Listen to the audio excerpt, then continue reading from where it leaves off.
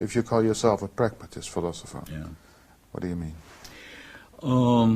Pragmatists say we should stop thinking in Greek terms, not think of in terms of a distinction between appearance and reality, or between mind and body, or between intellect and sense, but think of ourselves in the wake of Darwin as what Nietzsche called clever animals who find cleverer and cleverer ways of talking about what's going on and clever ways of dealing with what's going on, but never do anything like, penetrating beyond the world of the senses, or penetrating beyond appearance to reality, or ascending from the body to the mind, or anything of that sort.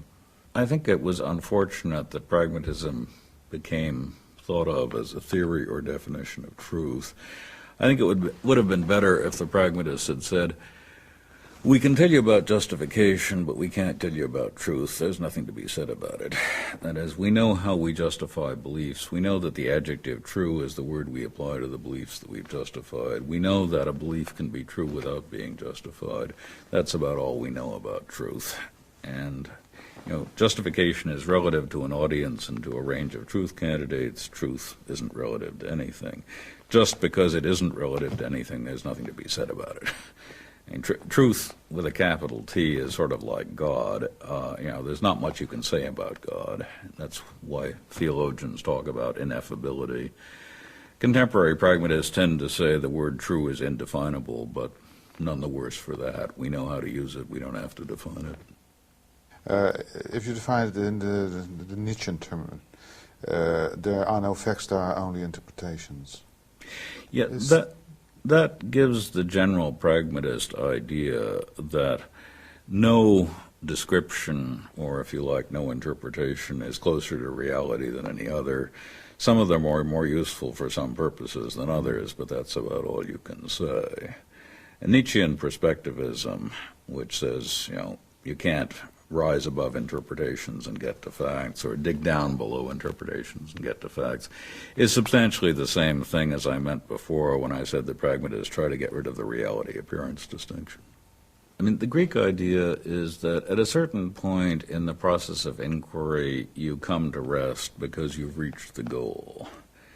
And the pragmatists are saying, we haven't the slightest idea what it would be like to reach the goal. The idea that the aim of inquiry is, conformity to correspondence to reality, or seeing the face of God, or substituting facts for interpretations, is one that we just can't make any use of. All we really know about is how to exchange justifications of our beliefs and desires with other human beings, and as far as we can see, that will be what human life will be like forever. So, pragmatists regard the Platonist attempt to get away from time into eternity, or get away from conversation into certainty, as a product of an age of human history where life on Earth was so desperate and it seemed so unlikely that life could ever be better that people took refuge in another world. Mm-hmm. Pragmatism comes along with things like the French Revolution, industrial technology, all the things that made the 19th century believe in progress. When you think that the aim of life is to make things better for our descendants rather than to reach outside of history and time, it alters your sense of what philosophy is good for. In the Platonist and theistic epoch, the point of philosophy was to get you out of this mess into a better place. And God, the realm of Platonic ideas, the contemplative life, something like that.